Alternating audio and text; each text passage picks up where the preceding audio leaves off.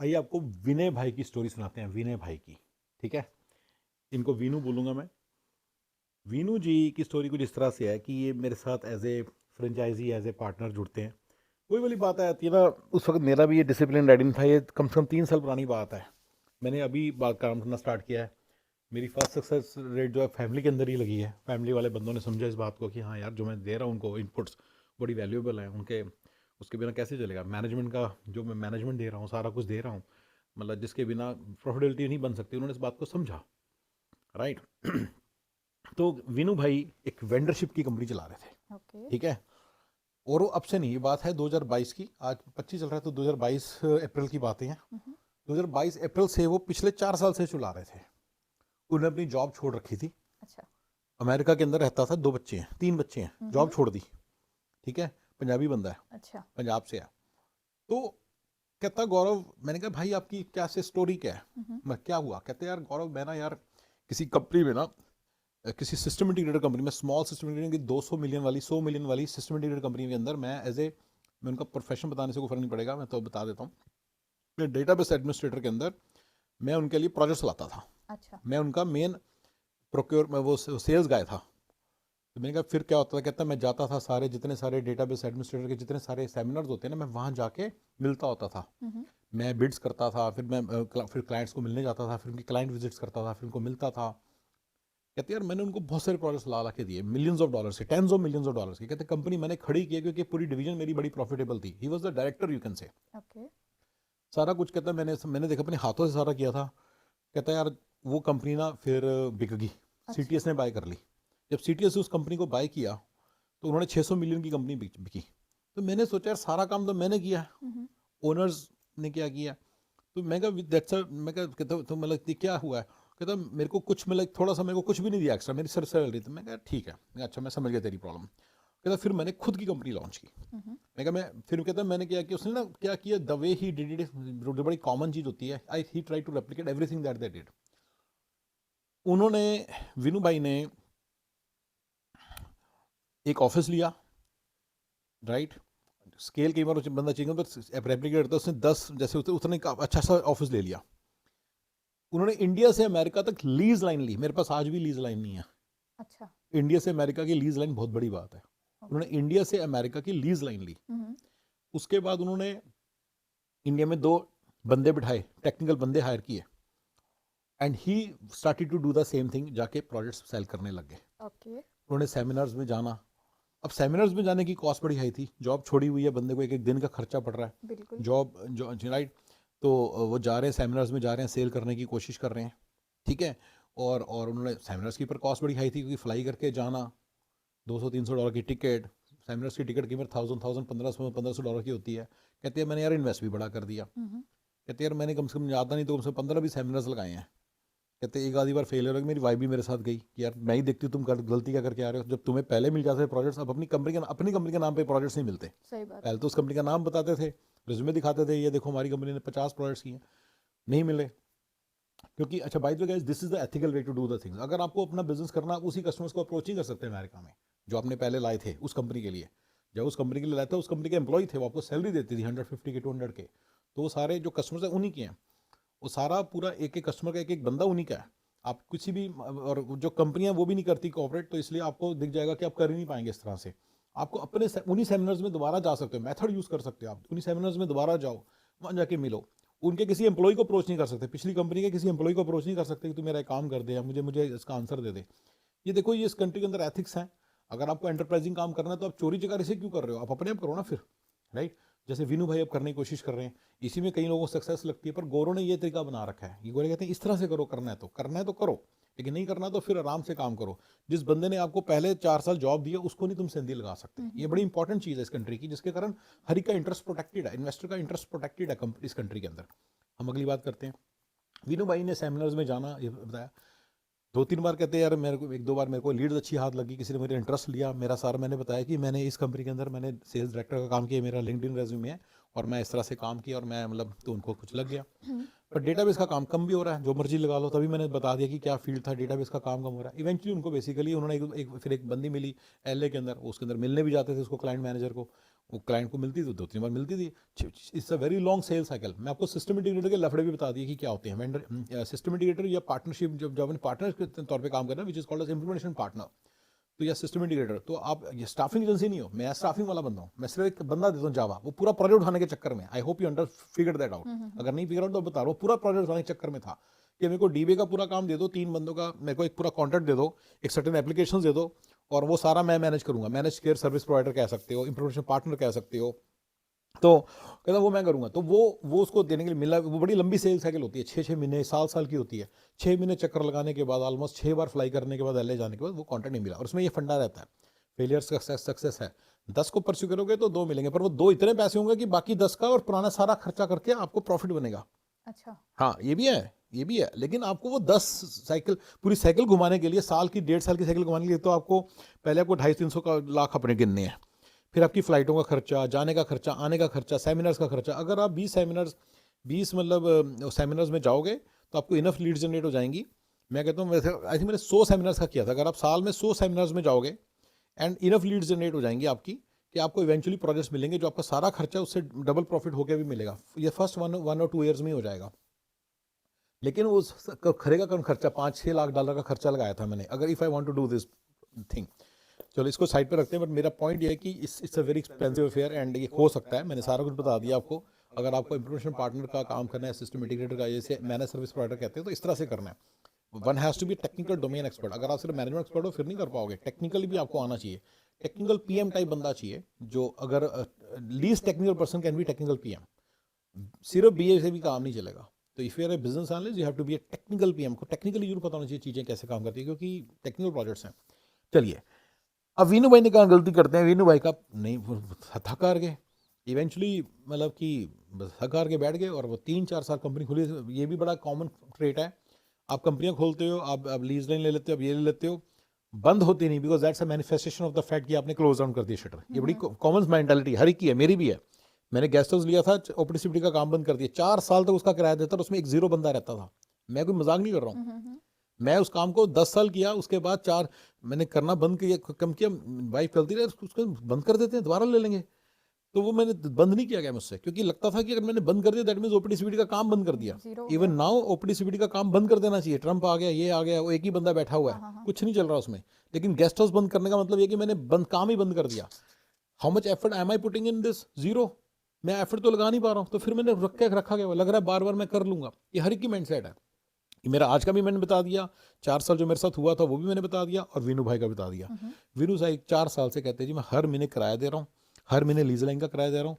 2 बंदों को उसने सैलरी भी दी है काफ़ी साल। मैं कहता हूँ उनको मैंने निकाल दिया था 1 साल के बाद। तो सारा कुछ करके ही इज़ गिविंग मनी। कहते आ कुछ नहीं रहा, प्रोजेक्ट्स कुछ नहीं आ रहे, वेयर एम आई रॉन्ग?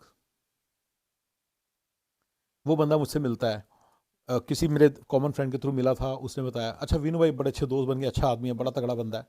तो स्टोरी सारी उसी के बारे में। तो होता क्या है, अगली चीज़ स्टार्ट होती है। अब मुझे मिलते हैं, हम लोगों ने काम ना, हम 3 दिन के लिए किसी काम से सैन फ्रांसिस्को था। मेरे लिए भी यूनिक एक्सपीरियंस। मैं कहा चलो मेरे को भी दिखाओ सेमिनार वेमिनार क्या होता है, मैं भी देखता हूँ, चलता हूँ। कहते सेमिनार की टिकट है मेरे पास, चल तू भी चल मेरे साथ। मैं कहा चलो ठीक है। हम वहाँ पे हमने होटल बुक किया, वहाँ पे रहे हम 3 दिन सैन फ्रांसिस्को रहे। अच्छा, and those were very transformational days for me also. I have to be thankful to what I get from people. चाहे मुझे शायद वो चीज़ नहीं चाहिए जो मतलब जो मुझे पैसा मेरा पढ़ने के, मेरे पास अपने फॉर्मूले हैं। पर मुझे शायद आपसे पैसा नहीं चाहिए, मुझे पता नहीं क्या चाहिए, मुझे कुछ मिलता है जरूर है। जैसे वीनू भाई के साथ मैं टाइम जो निकाला था ना, that was a very refreshing time, one of the most refreshing times of my life in the last 5 years। मुझे वो टाइम हमेशा याद रहेगा। हम सवेरे सवेरे उठते थे, जाके हम जो जाते थे वॉक करके हम चाय पीने जाते थे। फिर हम स्टार हाउस में बैठ के, वहाँ पे भी बातें चल रही हैं, और मस्ती वाली बातें थी, बच्चों की भी बातें की, घर की भी बातें की, लाइफ की बातें की, अपने अपने अपने स्ट्रगलिंग डेज की बातें की। सारी बातें कर करके इतना मज़ा आता था। वापस आए, फिर उसके बाद सेमिनार अटेंड करने जाते थे, सेमिनार्स में सारा घूमते थे, फिर खाना लंच करने जाते थे, फिर नई नई बातें सोचते थे। कि मज़ा सा आता था, कि वो एक यूथफुल सी एनर्जी थी उस पूरे टाइम में। तो that was so thank you very much Vinu भाई, if you ever watch this movie, watch this video and you realise it's you, then I must tell you from the bottom of my heart, I'm thanking you, क्योंकि मैंने I got something very invaluable and precious. I don't know what you got from those 3 days, क्योंकि जैसे मैं story आगे सुनाऊंगा, आगे खास काम नहीं आया। तो वीनू भाई और हमने फिर डिसीजन लिया। मैं कहा ठीक है, फिर हम मेरे को सब कहा, मैं कहा भाई मैं ना 50-50 पार्टनरशिप करूँगा आपके साथ। तो उन्होंने 50-50 पार्टनरशिप की। एंड मैं वेंडरशिप का काम मैं आपको इस पूरी मार्केट में पेनिट्रेट करना सिखाऊंगा कि कैसे पेनिट्रेट करना है, विल पेनिट्रेट इंटरेस्ट, ठीक है ना। मैंने कहा इसके अंदर ना आप जिस तरह से पेनिट्रेट करना चाह रहे हो ना, इस तरह से मत करो। मैं आपको डे 1 कैश फ्लो पॉजिटिव बनाऊंगा। सबसे पहले आप अपनी जॉब पकड़ लो, जॉब को मत छोड़ो, बिल्कुल बिल्कुल, ठीक है, क्योंकि आपको वहां से 10-12 हज़ार डॉलर आ रहे हैं। मैं आपको सिस्टम ऐसे बना के दूंगा कि आप 2 घंटे लगाओ एंड हम कैश फ्लो पॉजिटिव हो जाए। जिस दिन आपको 12,000 डॉलर बिजनेस से आने लग जाए ना, आप छोड़ देना। मैं कहता हूँ 10 आने लग जाए, 9 आने लग जाए, आप छोड़ देना जॉब पर, अभी ऐसे में छोड़ो। एंड दूसरा, इस बात को हमेशा याद रखो कि जो आपका काम है बेसिकली बड़े बड़े तौर पे जॉब दिलाना है। आप प्रोजेक्ट ढूंढ के लोगों को जॉब दिलाते हो, तो आपने टेंशन नहीं लेनी कि मेरी जॉब नहीं लगी। जॉब तो लगी जाएगी, सिटीजन हो आप। वो भी उनको थोड़ा कॉन्फिडेंस है, कहते हैं यार जॉब नहीं लगती, ये है वो लग जाएगी, टेंशन ना लो। तो उनकी सबसे पहले हमने जॉब लगवा दी। मैं कहा अब कुछ नहीं है, अभी मेरा कोई बंदा सिटीजन हो, आपको क्या प्रॉब्लम आनी है, मतलब आप तो इंटरव्यू भी आपने देनी है, वो तो आपके लिंक्डइन भी बोलेगा सारा कुछ कि आपकी अच्छी है। तो उनकी जॉब तो 2 दिन में लग गई लिटरली। अच्छा, हाँ, और उन्होंने बल्कि क्योंकि he did not know how to negotiate, he negotiated very poor rates then my even BDMs. मेरे BDMs are not extremely like, तुम नहीं एक्सपेक्ट कर सकते मेरा बीडीएम एक डेटाबेस एडमिनिस्ट्रेटर की तरह बात करके डीबीए का रेट कमांड कर लेगा। मेरा बीडीएम भी 70-80 हज़ार, उसने पता नहीं 58 पे 68 पे बात कर ली, 58 ऐसे, मुझे याद है कम सा रेट था बड़ा। मैं हैरान रह गया। मैं कहा सर आपने बड़ी गलती की है, पर चलो, कहते चलो यार जो है ले लिया। उन्होंने काम करने लग गए। उनको मैंने बेसिक से फंडे बताने स्टार्ट किए। मेरा पहला मतलब 100 पॉइंट फॉर्मूला है, मैंने उसमें कहा, मैंने कहा C2C करो। कहते यार LLC से करूँ, C कॉर्प से करूँ, या खुद के नाम पे लूँ पैसे। उनको मालूम ही नहीं इन बातों का। इतनी बड़ी कंपनी चला चुका है, 2.5 साल से कंपनी खोल के बैठा हुआ है, सारा प्रेफरेंशियल खुला हुआ है, बट C कॉर्प और LLC में से कौन सा। मैंने वीडियोस बनाए बहुत सारे, आपके अगर काम आते हैं उनको जरूर देखना, मैं सब बातें बताता हूँ मैं। तो मैंने उनको बोला कि आप C कॉर्प से करो, ठीक है ना, C कॉर्प से करो। तो वो फंडा उनको समझ नहीं आ रहा, कहते क्यों यार C कॉर्प में तो डबल टैक्स लगता है। मैंने कहा भैया अब C कॉर्प से करो, बस मैंने आपको बता दिया, C कॉर्प से करो, ठीक है ना। तो सारा हो गया, ये सारा हो गया, उन्होंने C कॉर्प से किया, सारा कुछ हो गया, सारा सब सेट हो गया। उसके बाद अगला चीज स्टार्ट हो जाती है। C कॉर्प से करने का यहाँ पे मेन एडवांटेज ये था कि उनके नाम पे पैसे आए नहीं, उनको टैक्स देने की जरूरत नहीं। कॉर्पोरेशन का काम थोड़ा सा होता है टैक्स, वो दे दो, सेट हो गया। बेसिक से फंडा ही है। मैंने आपको क्विकली बता दिया कि क्या फंडा था। मैं कहा भाई, मैं कहा जरूरत थोड़ी है पैसे की। जिसने मैंने C और LLC का फर्क बताया हुआ, मैं दोबारा यहाँ बता देता हूँ। अगर आपने नुकसान हो रहा है बिजनेस में, LLC बेस्ट है। अच्छा, बिजनेस के शुरू के दिनों में LLC बेस्ट है। अगर आपने उसमें से 100,000 अपने खर्चे के लिए पैसे निकालने हैं, तो आपको S कॉर्प बेस्ट है। अच्छा, तो आपको चेंज करते रहना। ये पहले LLC खोलो, उसी कंपनी को, अब ये भी ट्रिक है, S कॉर्प में कन्वर्ट कर दो, उसी कंपनी को C कॉर्प में कन्वर्ट कर दो 2 साल। जब वो पैसे जरूरत से ज्यादा देने लग जाए, फिर C कॉर्प बेस्ट है। आपको बताया जाएगा C कॉर्प में ये फर्क है, ये है, वो है, वो है। S कॉर्प में मतलब GC ये वो, अरे पागल बना रहे हैं आपका। मैंने आपको स्ट्रेटेजिकली बताया कि क्या फर्क है, स्ट्रेटेजिक बताया आपको कैसे इंपैक्ट करेगा, और उसके साथ एसोसिएट कर दिया। अब मुझे बताओ कि जो बंदा 20 साल से साला ये काम कर रहा है, LLC C Corp S Corp वाला, वो आपको नहीं बता सकता क्या है बात। उसको पता है, लेकिन वो आपको ये नहीं बताएगा, ताकि आप कंफ्यूज रहो सारा दिन। और उससे साले कभी बेसिकली आपको इस तरह से चलना है। मैं एक बंदा है, वॉशर ड्रायर की कंपनी है उसकी, लॉन्ड्रोमैट की कंपनी है, उसको ये नहीं मालूम था, उसने C कॉर्प खोल ली पहले जन नहीं, क्योंकि कहीं लिखा था जनरेशनल वेल्थ क्रिएट होती है C कॉर्प में। एग्जैक्टली होती है बिल्कुल, क्योंकि जो आपकी डिस्पेंसेबल इनकम उसमें जाती है। लेकिन जब नुकसान हो रहा है, तो आप नुकसान कैसे झेल रहे हो, उसके लिए LLC चाहिए, क्योंकि वो राइट ऑफ हो जाती है। दैट्स द रीजन, नुकसान के समय। तो ये सारी, चलो मैंने जिसमें ज़्यादा, मैंने को पहले तो कहा भैया इसको C कॉर्प खोलो, आप C कॉर्प के साथ करो कॉन्ट्रैक्ट्स, ताकि आपके टैक्सेस पे कोई इंपैक्ट ना पड़े, ठीक है ना। चलो उसके तो वो हो गया, वो तो बड़ी छोटी सी बात है और साइड की बात है। मेन स्टोरी पे आते हैं। वीनू भाई ने, ठीक है, सबसे पहले उनको यही बड़ा अच्छा लगा। अच्छा, उन्होंने हमारे एक वर्ड यूज होता है क्लोजर, जो बंदे स्टाफिंग को जानते हैं, जिन्होंने स्टाफिंग का थोड़ा सा भी काम किया, उन्होंने क्लोजर वर्ड सुना हुआ है। क्लोजर मतलब कि क्लोजर आ गया। कहते गौरव 2.5 साल से मैं इस काम को कर रहा हूँ, मैंने आज तक ये वर्ड नहीं सुना था, क्लोजर। अच्छा, कहते मुझे पहले, कहते जिंदगी में सिर्फ लीड सुना था, लीड की स्टेज से आगे तक तो गए ही नहीं कभी हम, तो क्लोजर वर्ड हमने सुना ही नहीं था। चलिए, उनको पहली बारी पता चला, तो बड़ा फनी सा लगता था। हम दोनों दोस्त बन गए, दोस्तों की तरह बातें करते रहते थे। मे बी इस बात से उनको पता चल जाएगा कि उन्हीं के बारे में बात हो रही है, क्योंकि ये बात तो ऑब्वियसली बड़ी यूनिक सी है। आगे आगे चलते हैं। मैंने कहा देखो आप ना, इसी के अंदर, इसके अंदर वेंडरशिप का एक फ्लेवर है। अब वेंडरशिप से स्टार्ट करो। वेंडरशिप में क्या है, चटमंगनी पट पे है। आप वेंडर बन जाओ किसी बड़ी कंपनी के, उनको राइट, तो वो बनने के लिए आपको थोड़ी सी cold calling, warm calling, hot calling करनी है। लेकिन वो चीज़ें ऐसी हैं कि वो आप ना अपनी जॉब के साथ थोड़ा सा साइड में सस्टेन कर सकोगे। थोड़ा सा इवनिंग का काम है, थोड़ा डे टाइम का काम है, ठीक है। मैंने एक वीडियो बनाया हुआ है कि 8 to 5 is the main time. उसको कैसे यूटिलाइज करना है, when you have to transition from job to business, वो बड़ा क्रिटिकल मामला है। और वो चीज़ करने के मैंने सारे बातें बताई हुई हैं। हम अपनी बात पे आते हैं। तो उनको मैंने बताया कि आप टेंशन ना लो। उनको मैंने कहा कि आप सीपीओ प्रोसेस को यूज करके एक बंदा हायर करो सबसे पहले, ओके। ठीक है ना। वो उनके पास था नहीं, मैंने अपना एक बंदा सेट किया, निक्सर। अच्छा। मैंने अपना बंदा, मैं कहा ये निक्सर, मैं कहा अब निक्सर को आपने वीनू 2 समझना है, वीनू 2 है ये।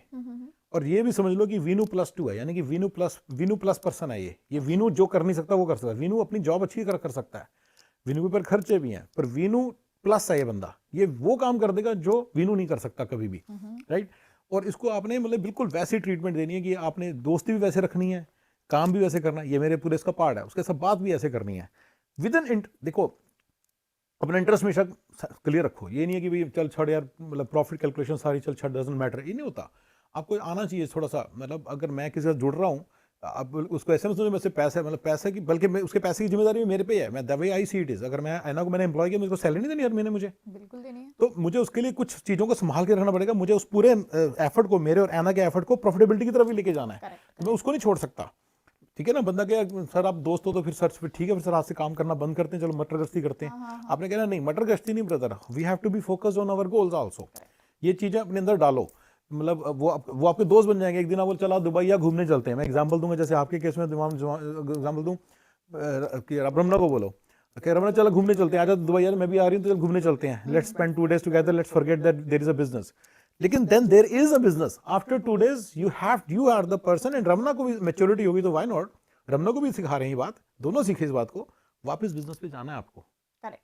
आप ये नहीं कह सकते कि अब मैं सब कुछ छोड़ के मैं बिजनेस को साइड पे रख देता हूँ और बस दोस्ती को ही निभा रहा हूँ। दोस्ती निभाओ विद एन अंडरस्टैंडिंग कि बिजनेस को भी आपको ध्यान आगे लेके जाना है, प्रॉफिटेबिलिटी पे नजर रखनी है। नहीं तो कल को रमना तुम्हारे दुबई तुम जा पाओगे, पैसे कहाँ से आते हैं, बिजनेस से आते हैं ना, आप भी नहीं जा पाओगे।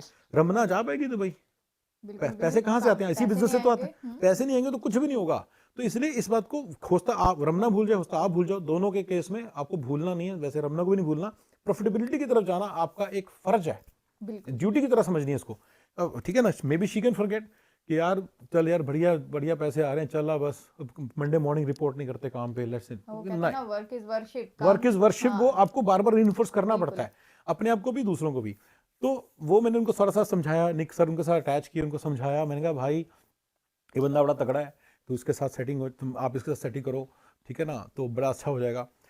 उन्होंने निक सर के साथ काम करना चाहिए। मैंने कहा अच्छा, बड़ी इंटरेस्टिंग चीज़ देखो, कहता गौरव मैं आपको एक अंदर की बात बताऊँ, he is a vendor of 16 states. अच्छा।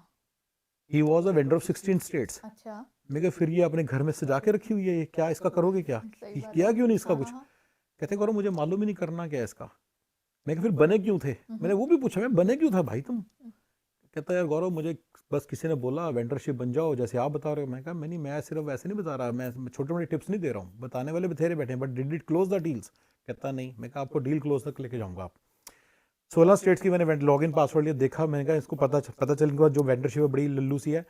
आईटी वेंडरशिप भी होती है उनके ना, मान लो स्टेट ने प्लम्बिंग का काम कराना तो उसकी भी वेंडरशिप होती है, मान लो इलेक्ट्रिसिटी का सामान लेना उसकी भी वेंडरशिप होती है, उन्होंने प्रिंटर लेने उसकी भी वेंडरशिप होती है। तो मैं चेक कर रहा था कि उनकी आईटी की वेंडरशिप है ना पूरी प्रॉपर, ठीक है ना, गॉट माय पॉइंट। तो मैंने चेक किया, मैं कहा प्रॉपर आपकी आईटी वेंडरशिप है, पोजीशन निकली हुई है म्यूलसॉफ्ट डेवलपर की, ये इसकी, ये तो हम क्लोज कर सकते हैं सारी पोजीशंस, काम की पोजीशंस हैं सब, राइट, सब काम की पोजीशंस हैं।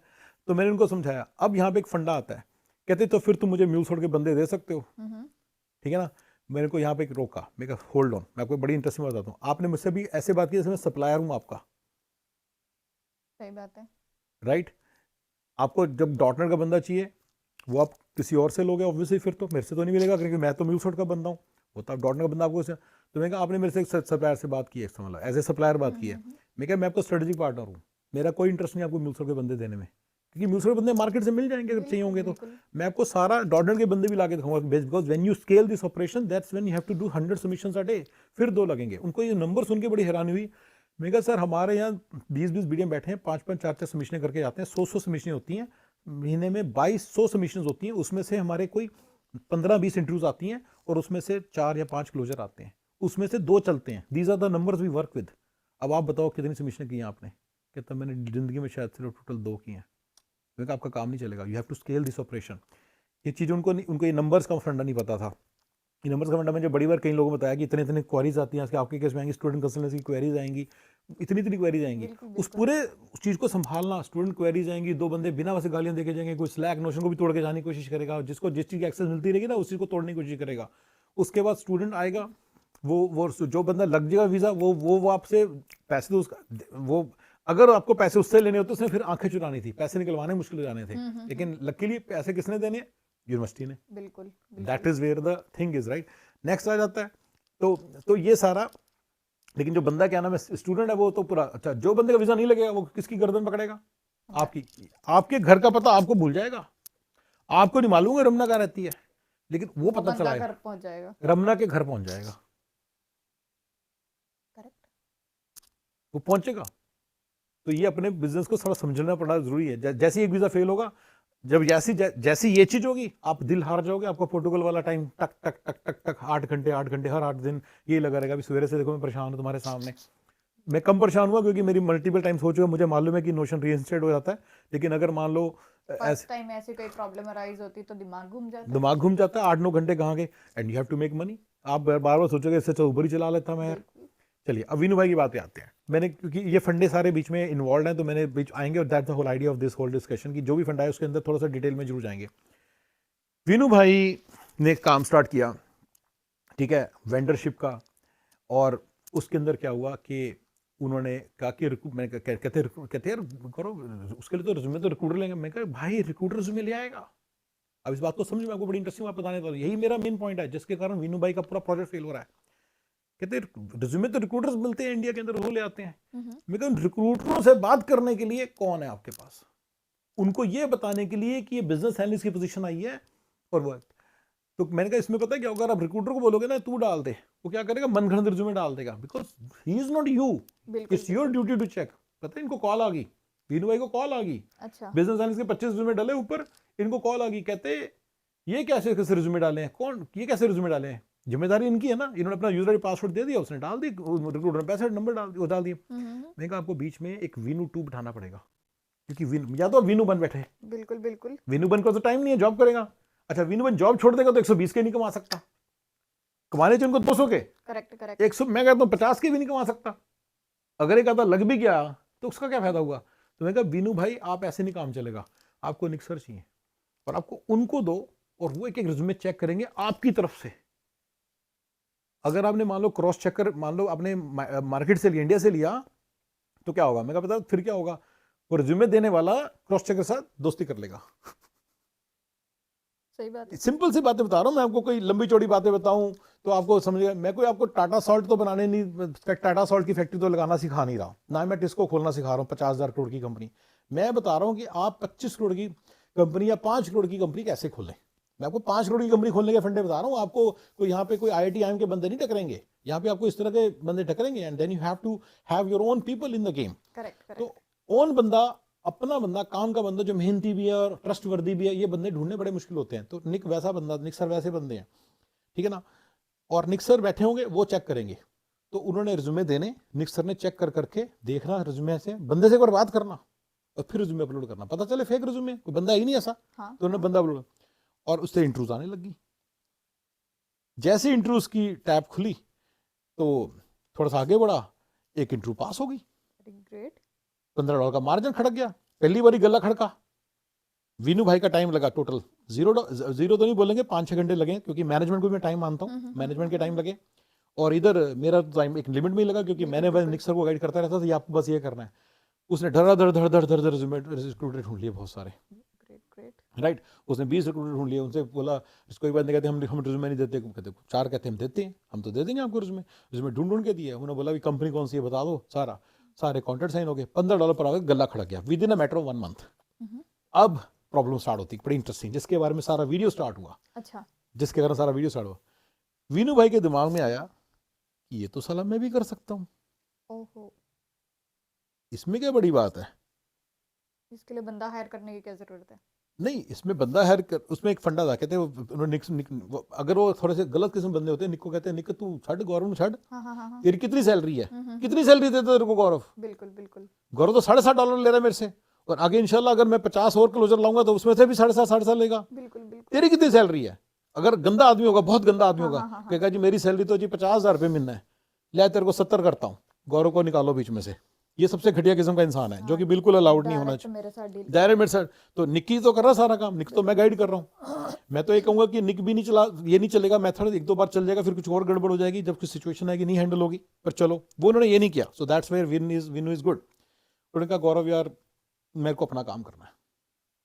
मैं कहा आपने मुझे आके रिस्पेक्टफुली बोला कि आपके माइंड में ये सब चल रहा है, तो मैं इससे खुश हूँ, मेरे को कोई टेंशन, मैं तो इसी से खुश हूँ। मेरे को तो यही बड़ी इज्जत है कि जो हमने 3 दिन इकट्ठे बिताए थे उसका आज मुझे रिटर्न मिल गया, मेरे को मेरी इज्जत मिल गई। अगर आप मुझे ऐसे ही छोड़ के भाग जाते तो मैं तभी मैं कुछ ना करता, मेरे पास तो टाइम ही नहीं है। आपको पता है मैं तो 40 घंटे अपने, मैंने 50 घंटे मैं अपने टाइम को गिनता हूँ, ऑलमोस्ट 12 घंटे इंटू 7 गिनता हूँ, 12 घंटे इंटू 6 गिन लेता हूँ, 72 घंटे गिनता हूँ। तो 72 घंटे का आपने मुझे, मतलब मेरे पास तो टाइम ही नहीं है। I am very happy. तो निक सर को मैंने बोला टेंशन मत, तो उनका लॉगिन आईडी पासवर्ड उनको, मतलब वो उन्होंने ऑलरेडी ले लिया था। मैं कहा उनको बस अब टेंशन लेना बंद कर दो। कहता सर फिर जो इतनी नॉलेज इकट्ठी की, इतना काम किया। मैं कहा कोई बात नहीं, आगे करते हैं। फिर मैंने उनको वीनू भाई को बोल दिया, मैं रिक्रूटर्स हमने ढूंढ रखे हैं, अगर हमें भी कभी कोई रिक्वायरमेंट आएगी हम उन रिक्रूटर से लेते हैं। हाँ ले लेना, कोई बड़ी बात नहीं है, वो तो इंडस्ट्री कॉन्टैक्ट्स हैं वैसे ही हमने बनाए थे। चलो अब असली स्टोरी बताता हूँ, जो मैं जिस स्टोरी से स्टार्ट हुआ था। वीनू भाई शाम को 2 घंटे रिक्रूटरों के साथ लगाने लग गए डायरेक्ट। अच्छा राइट। मेरे को एक दिन फ़ोन किया, मैं कहा कैसा चल रहा काम? कहते ठीक चल रहा है। तो मैंने कहा सुनो आप ना क्या करो, पहले एक बंदा सेट करो जो आपका घर का बंदा है, उसको सेट करो, या आप गलती कर सकते हो। मैं अपना पैसा बना लिया, मुझे क्या जरूरत है किसी को, मैं किसी, मतलब मेरे को तो इज्जत मिल रही है इसमें भी। बिल्कुल बंदा बिल्कुल मुझे बिल्कुल फ़ोन करके पूछ रहे गौरव अगला स्टेप क्या? मैं कहा भाई अगला